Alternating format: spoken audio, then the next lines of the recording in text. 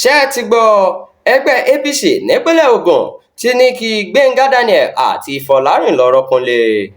Ẹgbẹ́ All Progressives Congress nípínlẹ̀ Ògùn ti sọ pé kí gómìnà tẹ́lẹ̀ nípínlẹ̀ náà tó tún jẹ́ sẹ́nítọ̀ lọ́wọ́lọ́wọ́ Ọ̀túnba Gbẹ́ngà Daniel àti ọ̀nàrẹ́bù Kúnlé Fọlárìn lọ́ọ́ rọ́kúnlé fúngbà díẹ̀. Ẹ̀sùn tí wọ́n fi kàn wọ́n méjèèjì gẹ́gẹ́ bí alákòóso ìpolongo wọn Nùbẹ́rù Olúfẹ́mi ṣe wí ni pé wọ́n ṣe ojú méjì nínú òṣèlú. Àtẹ̀jáde tí Olúfẹ́mi fi síta ọ̀hún sọ pé láti wọ́ọ̀dù ìdìbò kẹrin àti wọ́ọ̀dù ìdìbò kẹfà níjọba ìbílẹ̀ Ṣàgámù táwọn méjèèjì ti wá ni wọ́n ti ṣe ìpinnu náà.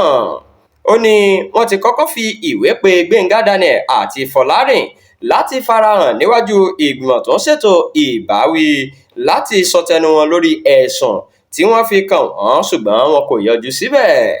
Olúfẹ́mi sọ síwájú pé ìgbìmọ̀ ẹgbẹ́ APC nípínlẹ̀ náà eléyìí tí olóyè Yẹmí Sànúsí jẹ́ alága fún ni wọ́n ṣàyẹ̀wò àbájáde ìgbìmọ̀ náà lọ́jọ́ 19 oṣù kẹjọ ọdún yìí.